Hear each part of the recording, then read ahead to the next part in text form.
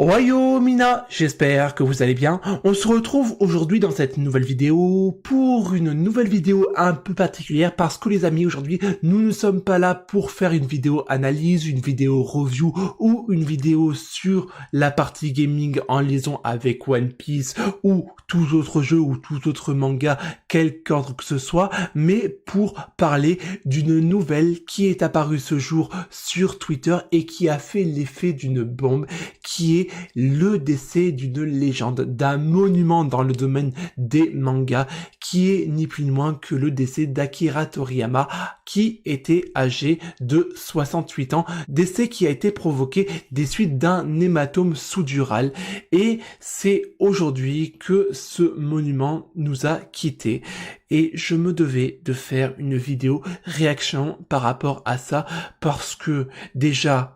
il faut dire la vérité, c'est de ce grand monsieur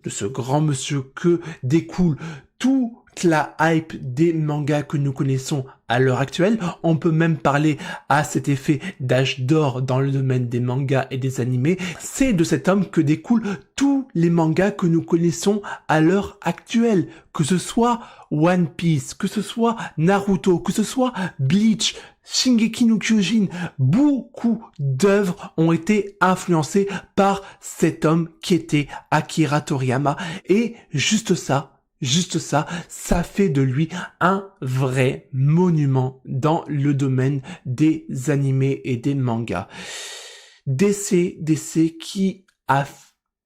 fait l'effet d'une bombe, comme je vous l'ai dit, et qui a bouleversé,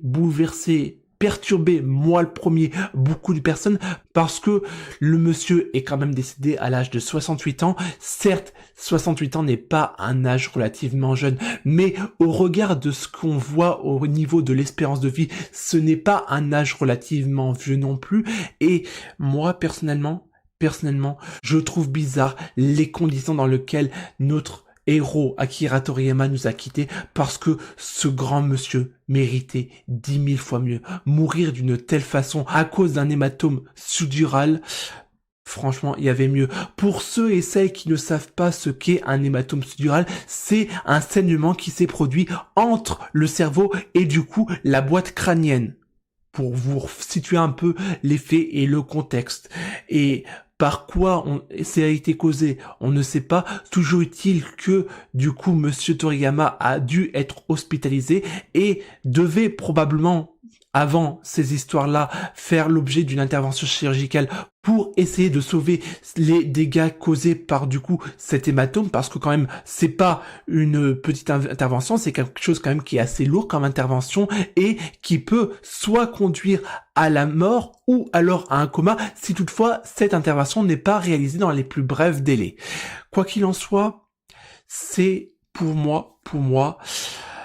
un véritable choc parce que Akira Toriyama, qui est le papa de Dragon Ball, le papa de Sangoku, de Krillin, de Vegeta, de Freezer, c'était pour moi une véritable masterclass, parce que, disons-le clairement, Akira Toriyama, en ce qui me concerne, il a réussi à forcer mon admiration, parce que, il faut dire la vérité. Là, je vais parler de mon avis personnel par rapport à Dragon Ball. Dragon Ball n'est pas une œuvre que je mettais sur un piédestal à l'image, par exemple, de One Piece, parce que j'ai toujours eu un petit souci avec Dragon Ball, c'est que j'adore l'histoire de Dragon Ball, toute la scénarisation, l'aspect scénaristique, etc., mais d'un autre côté, j'ai toujours eu un problème avec le style graphique d'Akira Toriyama qu'il exploitait au travers de Dragon Ball, et c'est de là qu'est née l'admiration que j'ai eue par rapport à l'œuvre de Dragon Ball. C'est que c'est, il me semble, la seule œuvre animé et manga qui avait des dynamiques diamétralement opposées, parce que c'est pas tous les animés et tous les mangas qui ont un style graphique que je n'aime pas du tout et un aspect scénaristique que j'adore. C'était le contraste entre le bien et le mal, et c'est justement ce contraste-là qui a forcé mon admiration pour cet auteur de génie. En plus de tout, il faut remettre les choses dans leur contexte. Moi, comme je vous l'ai dit à plusieurs reprises, j'ai commencé ma hype sur le domaine des animés et des mangas avec Pokémon, Digimon et Shaman King. Après, il y a eu une petite période de vide où j'ai consacré mon temps à mes études, etc., pour ensuite rebondir et me remettre dans le domaine des mangas et des animés avec One Piece et Fairy Tail.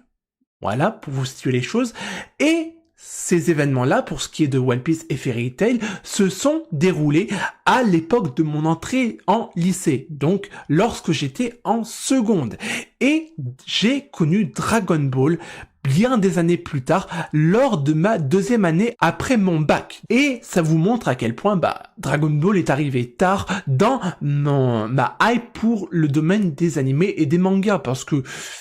encore une fois, Voilà, ce qui m'a bloqué pendant tout ce temps, c'était justement le style graphique de Akira Toriyama. Je me disais au départ, c'est moyen comme style graphique, c'est pas très élégant, pas très raffiné, à l'image de ce qu'on a dans One Piece et dans Fairy Tail. C'est vrai que le fait de voir tout le temps des personnages ultra musclés, ça avait le don de me refroidir. Et c'est grâce à ce monsieur que j'ai appris une chose très importante, c'est qu'il ne faut pas juger un livre à sa couverture, ou plutôt des personnages à leur apparence. Parce que, effectivement, si le style graphique de Akira Toriyama est différent de ce que j'apprécie globalement, il n'empêche que ce grand monsieur a réussi à atteindre le climax de la hype en ce qui concerne mon idéal absolu dans le domaine de l'aspect scénaristique d'une œuvre. Et ça, ce n'est pas rien, parce que si je devais lister mes 5 mangas animés que j'apprécie dans le domaine de l'aspect scénaristique, Dragon Ball fait partie des 5. Et en dehors de tout ça, après cette leçon que Akira Toriyama m'a donnée à travers son manga, ça m'a amené à peser le pour et le contre et ne jamais tirer des conclusions hâtives par rapport à telle ou telle œuvre ou par rapport à tel ou tel projet, parce que je vous rappelle que je suis graphiste, web designer, développeur, et que dans le domaine artistique, il est tabou, maintenant je le sais, parce que ce que je vous dis maintenant, ce qui s'est passé avec Akira Toriyama, maintenant il y a prescription, parce que ça date d'il y a 7 ans, ouais, c'était il y a 7 ans, déjà 7 ans, mon Dieu, ça fait déjà 7 ans, et du coup, maintenant, je ne juge plus rien par rapport à l'aspect esthétique ou visuel. C'est une grande leçon que j'ai tirée de Akira Toriyama, et encore aujourd'hui, je vais vous dire, j'ai vécu le scénario où il fallait pas que je juge les choses par rapport à leur apparence, et surtout dans le domaine des mangas, c'est l'œuvre de Nanatsu no Taizai. Nanatsu no Taizai est un peu le petit frère de Dragon Ball, c'est-à-dire que le style graphique de Nanatsu no Taizai, j'aime pas forcément, je suis pas vraiment hypé de ouf, mais j'adore le scénario de l'histoire. Et justement, j'ai abordé Nanatsu no Taizai sans me dire c'est moche au niveau du style graphique et tout. Il y avait quand même une différence entre du coup Dragon Ball et Nanatsu no Taizai. Et quand j'ai vu Nanatsu no Taizai et que j'ai appris l'histoire et découvert l'histoire de A à Z, je me suis dit je me suis retrouvé dans la même situation qu'avec Dragon Ball quelques années auparavant. Voilà, donc c'est tout ce que Akira Toriyama m'a appris qui me fait dire qu'aujourd'hui, avant de critiquer, il faut voir le contenu. Voilà, c'est comme je le disais il y a quelques instants, c'est qu'il ne faut jamais juger un livre à sa couverture, et du coup, c'est resté, et c'est grâce à cet artiste, ce monument, que je dois ce raisonnement que j'ai actuellement, et qui me sert de façon hebdomadaire et quotidienne maintenant, je me dis, même si il y a quelque chose qui me paraît bizarre en face de moi, je me dis, je vais regarder ce que l'auteur dit et ce à quoi il a pensé pour arriver à tel ou tel résultat. Maintenant, c'est une grande leçon que j'ai tirée de ce grand monsieur. Enfin bref, je vais pas me répéter ad vitam aeternam et à ne plus savoir qu'en faire. C'est un grand monsieur à qui je dois énormément dans le domaine de ma profession et dans le domaine de la culture animée et manga en règle générale. Et la vie nous a encore rappelé que personne n'est éternel et que tout peut arriver en un claquement de doigts et que force est de constater que, bah, moi personnellement, je pense que on est beaucoup à penser ça, c'est que Akira Toriyama méritait de partir dans des meilleures conditions. Voilà. Donc,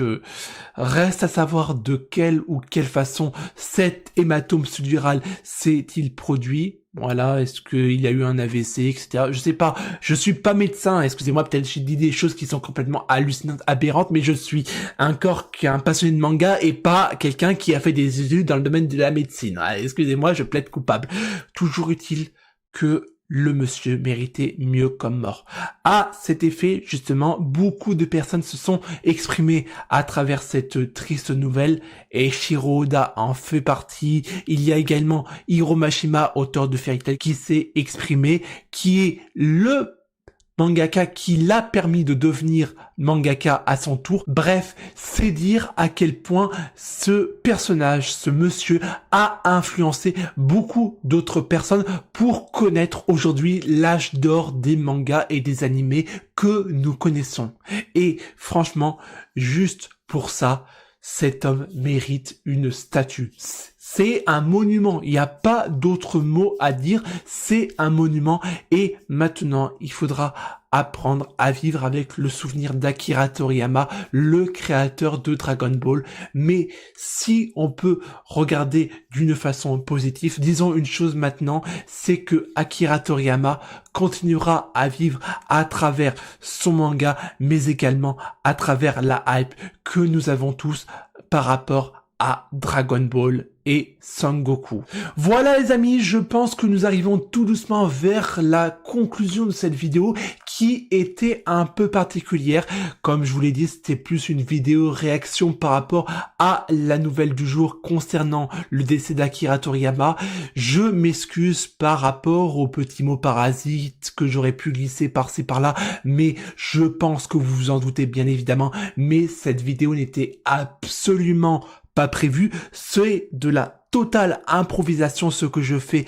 en face de vous et j'espère que vous serez indulgents à l'égard de ce que j'aurais pu dire et par rapport à mes mots parasites, tout ça. Bref, quoi qu'il en soit, nous les amis, nous sommes amenés à se retrouver au cours d'une prochaine vidéo qui sera visiblement soit axée sur du Final Fantasy VII Rebirth, soit sur du One Piece, l'un des deux sujets parce que du coup là maintenant, la vidéo initiale qui devait sortir cette semaine, c'était une vidéo versus Nami contre Robin qui va être reprogrammée, décalée, mais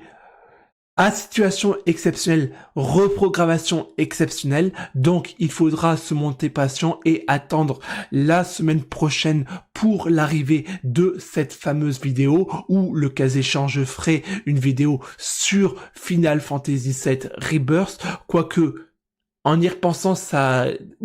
chamboulerait un peu le programme de diffusion de mes vidéos et après, bah du coup, ça poserait problème pour du coup ce que j'imaginais faire par rapport aux deux vidéos sur One Piece qui arriveront prochainement, qui seront centralisées sur les waifus de l'équipage, que ce soit Nami, Robin ou encore Vivi, qui arrivera dans un sujet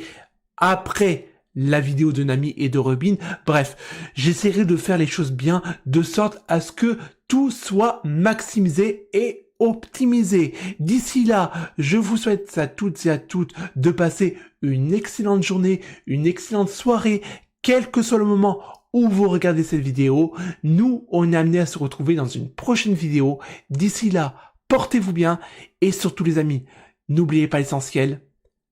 Jané.